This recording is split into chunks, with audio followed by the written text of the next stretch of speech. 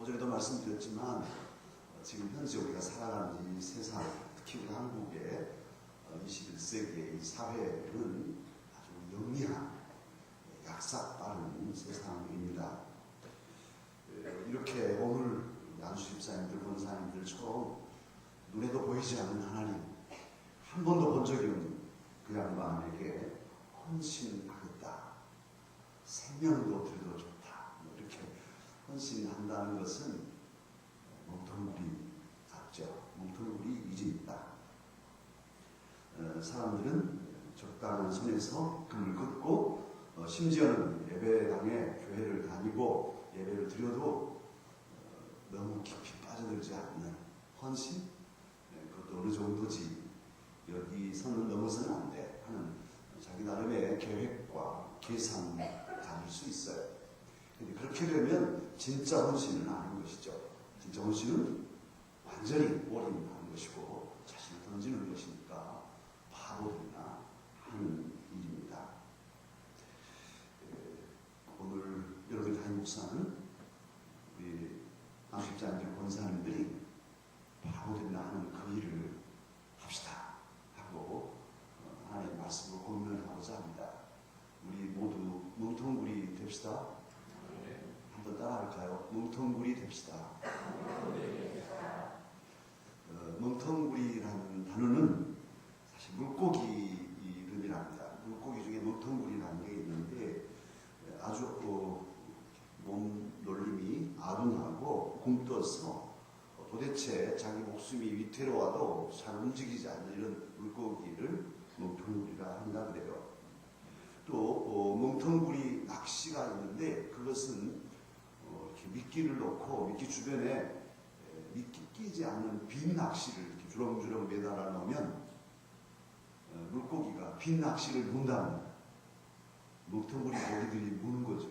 그래서 잡아다니면 낚시에 고기가 딸려오는 거예요. 뭉텅구리 낚시 한번 해볼만 하겠죠?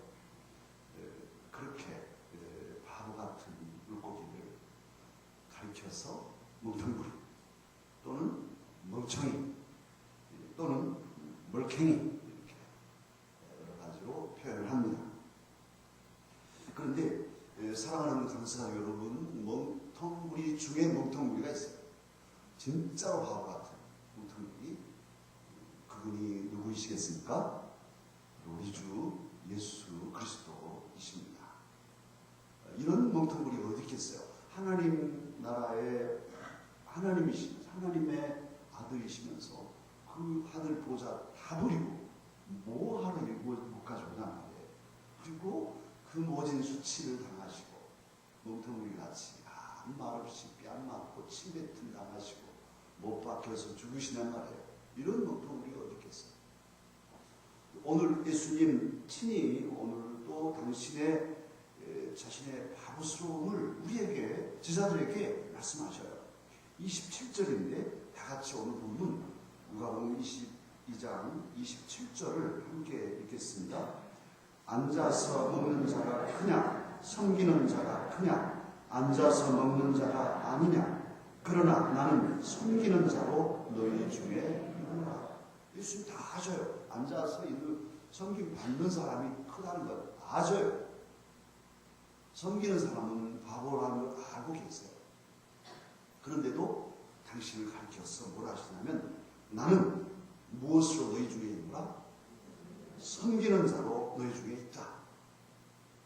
이번에 우스리스크 갔더니 조성현 선교사님이 그런 말씀 하십니다.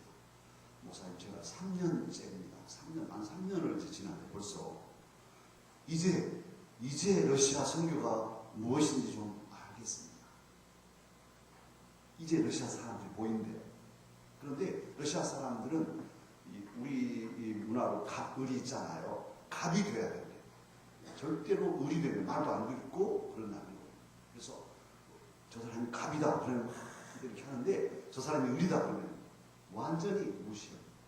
선교사들이 선교를 하려면 그들 중에서 갑이 돼야 돼요. 갑이. 괜히 섬긴다고 뭐 방쓸고 뭐 이렇게 하다 보면 완전히 천도꾸러기처럼 될 수 있다는 거예요. 그래서 갑으로 초인종 누르고 열쇠로 문 열고 갈 수 있지만 초인종 눌러서 문 열어줘 하고 이렇게 해야 된다는 말이에요. 실질적인 그들의 문화가 그런데요. 어떻게 해야 될까? 말하면 그런 선교 현장에서 초인종 누르고 문 열어주고 나는 갑이니까 이렇게 해야 되나? 글쎄요. 갈등이 생겼어요. 여러분 어떻게 생각하십니까? 오늘 예수님은 말씀하십니다. 나는 갑이다. 그런데 앉아서 당연히 제자들에게 섬김받고 많은 사람들에게 섬김받아야 하지만 나는 너희 중에 죄인들 중에 무엇으로 와 있다? 섬기는 자로 있다. 누가 하신 말씀이에요? 우리 예수님이 하셨어요. 예수님. 멍텅구리시죠. 우리 예수님 왜 그렇게 멍텅구리가 되셨을까요? 예수님 마음에는 사랑이 있었기 때문에 죄인들을 살리고자 하는 사랑, 이 세상을 사랑하시는 마음이 있었기 때문에 사랑 때문에 바보가 된 거예요. 영국의 시인, 17세기 시인 존 더는 그런 말을 했어요. 나는 두 가지 바보다. 사랑하기 때문에 그리고 사랑한다고 말하기 때문에 나는 바보다는 거예요. 왜냐하면 누군가를 사랑하고 있고 또 그에게 바보같이 사랑해 이렇게 말했다는 거예요. 우리 강서교회 안수집사님들, 권사님들도 멍텅구리 되자고 아까 그랬는데요. 다른 것 때문에가 아니라 주님을 사랑하고 교회를 사랑하기 때문에 바보가 되기를 바라요. 주님은 그렇게 원하실 거예요. 그리고 그냥 말로만이 아니라 하나 더해서 세 가지 바보가 되어야겠죠. 우리는 사랑하기 때문에 마음으로 바보예요. 또 사랑한다고 주님 사랑합니다. 교회를 사랑하고 교회가 교회를 되게 노래하고 거기까지만 가면 두 번째지만 이제 진짜로 몸으로 사랑하며 살아가야 할 것입니다. 우리 주변에 사랑하는 자녀들이 있으면 자녀들에게도 사랑한다고 말하십시다. 너 사랑한다. 문자로라도 사랑한다. 아들아, 따라하거나 사랑한다.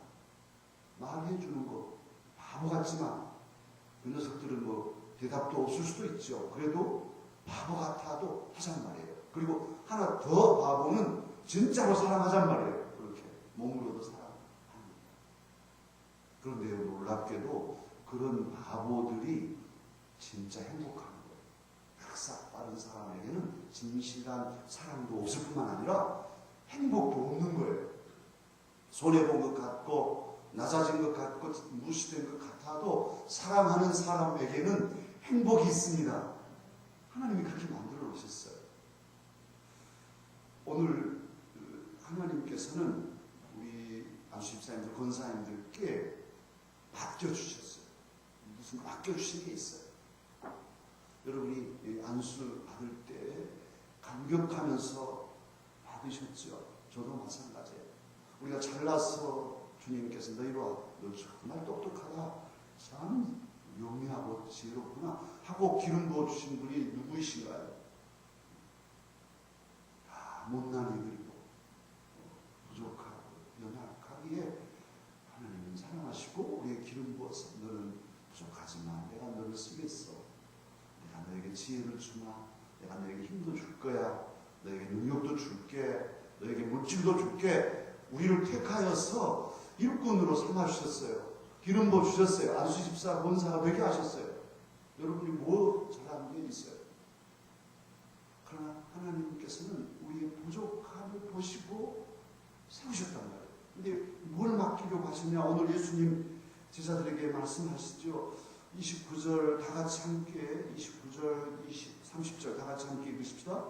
내 아버지께서 나라를 내게 맡기신 것 같이 나도 너희에게 맡겨 너희도 내 나라에 있어 내 생에서 먹고 마시며 또는 보좌에 앉아 이스라엘 12지파를 다스리게 하려 하노라. 내 나라, 주님의 나라를 아버지께서 아들에게 맡기시고 아들은 우리에게 맡기셨다는 거예요. 하나님의 나라.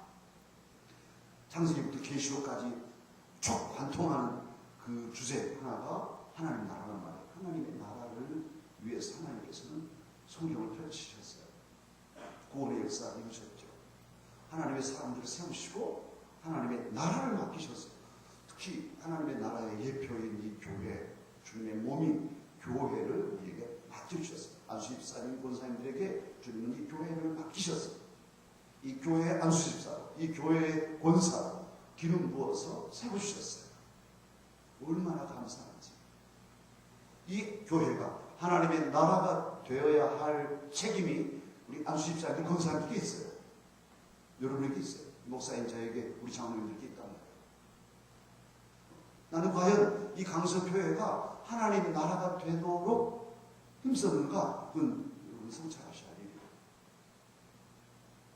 놀랍게도 우리를, 연약하고 부족한 우리를 버리지 않으시고 존귀한 하나님의 일꾼으로 이 교회를 맡기시고 하나님 나라를 맡기셨어요. 그래서 이제는 이 교회로 하여금 힘을 가지고 세상 속에 침투하고 그곳에 하나님의 나라를 확장시키고 하나님의 다스림이 있는 그런 사람들이 볼때처럼 모여드는 그런 공동체를 이루라고 하시단 말이에요. 그래서 이번에도 러시아 가는가 다녀온 것 아니겠습니까?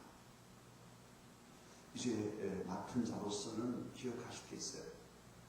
나에게 하나님 나라, 이 귀한 사명, 특히 하나님 나라를 이루려면 뭘로 이루나요? 하나님의 나라는 뭘로 이루니까?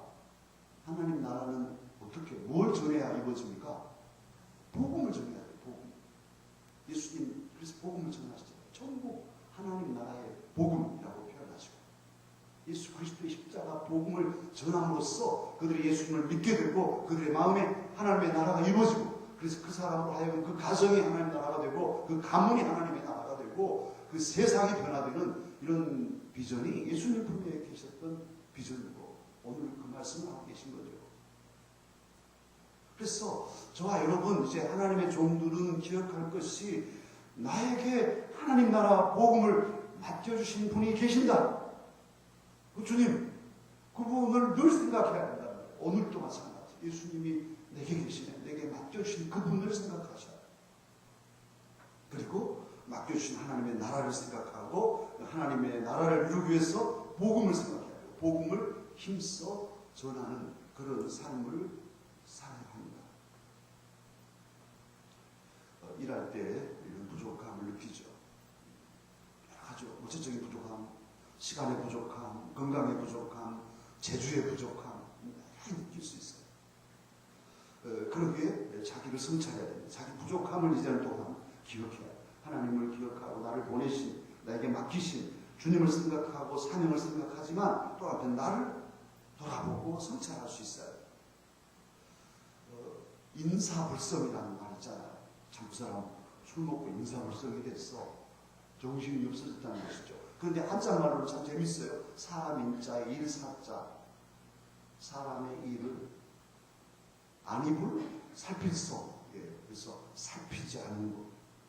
인사불성이 뭐냐면 자기가 해야 할 일이 있어요. 본사로 살 일이 있고 안수집사로 할 일이 있는데 살피지 않아. 아무 생각이 없어. 그랬어? 뭔 일 있었나? 오늘 뭐 혼신 예배였대? 이런 사람이 혹은 있다면 인사불성이 된 사람. 지금 오후 예배 참석 안 하고 있다가 묻지 않았는가?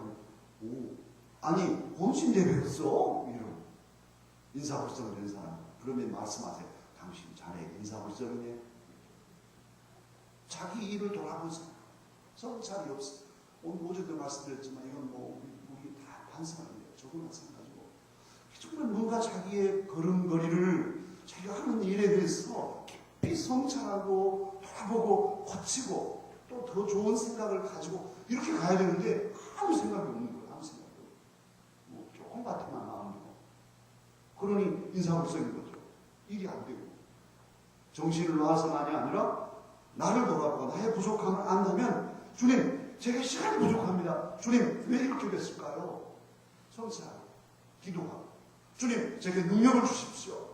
열정을 주십시오. 복음을 전할 열정을 주십시오. 제 마음이 싸늘해져 있습니다. 십자가의 복음에 대해서 감동이 없습니다. 뭐 이런 성찰하고 간구하고 나아가야 되지 않겠어요? 하나님께 기도해야 되지 않겠어요? 그런데 그런 작업이 없이 그냥 본사요, 그냥 안수집사라면 인사불성이죠. 정신 나간 사람은. 오늘 이 오신 예배 때 나에게 하나님 나라 복음을 맡겨주신 그 양반 우리 주님을 생각하십시다. 그리고 또한 우리의 사명 하나님의 나라 복음을 생각하십시다. 귀하게 생각하자라. 그리고도 나의 부족함을 성찰하고 인사불성되지 않도록. 그래서 하나님께 구하면서 정말 이 부족한 나에게 하나님의 나라를 맡겨주시고 강서교회를 맡겨주셨으니 감사합니다. 감사로 살아가야 하겠습니다. 한경직 목사님은 세계가 알아주는 그런 상을 받았죠. 우리 교회로서는 또 때려야 뗄 수 없는 그런 관계가 있는 원로 목사님과의 사랑의 관계가 있는 목사님이시죠. 그런데 이 한경직 목사님 고향이 어디냐면 평안남도 평원군 공덕면이에요. 이 양반이 어릴 때 어느 교회를 다녔냐? 자작교회를 다녔는데 그 자작교회는 성도가 작년이 40명에서 50명 정도밖에 안 되는 작은 교회. 뭐 어린이들도 그 정도나 있는 교회, 어린이들도 떨어진 그런 교회가 세워졌어. 그 교회를 다녔대. 그러니까 작은 교회였지만 바로 그 작은 교회에서 사람들을 길러냈는데 목사만 9명 그 배출했어요. 6.25로 다 끝났지만은 그 당시 6.25까지 사이에 9명의 목사가 배출되고 나라의 큰 인물들도 배출됐는데 그 중에 한 사람이 한경직 목사님. 저 50명, 40명밖에 안 되는 시골에 자작교회, 이름도 별로 좋지 않은 자작교회. 거기 출신인데 그렇게 훌륭한 하나님의 종이 되었어요. 우리 강서교회는 큰 교회가 아닙니다. 그러나 정말 우리가 힘을 모으면 우리 교회에서 영유아부, 유치부, 아동부, 중, 고등부, 청년부, 강서 서원 선교를 통해서 앞으로 한 20년 후, 30년 후 세계에 이름나는 큰 제목들이 나올 것을 믿습니다. 할 수 있어요. 할 수 있어요. 하잔 말이에요. 집중해서 하잔 말이에요. 그런데 이 한경직 목사님, 당신이 그 영락교회를 증축하기 전에 강대상 뒤에 십자가에다가 새겨놓은 글이 있었는데 뭘 새겼냐? 시편 116편 12절을 새겨놓으셨어요. 그리고 늘 외우셨다고 합니다. 그 말씀이 뭐냐면 여호와께서 내게 주신 모든 은혜를 무엇으로 보답할까? 여호와께서 내게 주신 은혜를 무엇으로 보답할까? 늘 생각하는 구절이었대요. 십자가에 새겨놓고 교회에 들어오시기만 하면 저 바깥에서부터 여호와께서 내게 주신 은혜를 무엇으로 보답할까? 내게 이 강서교회를 맡겨주시고 나같이 저 시골 자작교회 출신 영락교회 담임목사가 되고 여러 생각하셨겠죠. 여호와께서 내게 주신 은혜를 무엇으로 보답할까? 십자가에다 새겨놓고 당신만 알고. 우리 강서교회 우리 안수집사님들 권사님들 오늘 이 시간에 헌신하고 있어요. 여러분이 이 자리에 앉아있는 것은 하나님의 은혜예요. 특히 여기 앉아있는 거예요. 안수집사로서 권사로서 하나님의 놀라운 은혜입니다. 우리는 고백해야 돼요. 여호와께서 내게 주신 은혜를 무엇으로 보답할까? 무엇으로 보답할까? 또한 한경직 목사님이 늘 마음으로 외운 구절이 시편 103편 2절이다 하셨는데요. 그 구절은 내 영혼아 여호와를 송축하며 그 모든 은택을 잊지 말지어다. 안 잊어버리고 은혜를 잊어버리지 않으려고 늘 외우셔야 돼요. 내 영혼아 여호와를 송축하며 그 모든 은택을 잊지 말지어다. 우리 모든 강서교회 일꾼들과 특히 오늘 헌신하는 안수집사님들, 권사님들 몸통무리가 되어서 우리 주님처럼 낮아지고 그리고 내게 하나님 나라 복음을 맡겨주신 것 감사하면서 그 은택을 잊지 말고 보답하며 사십시다. 기도하겠습니다.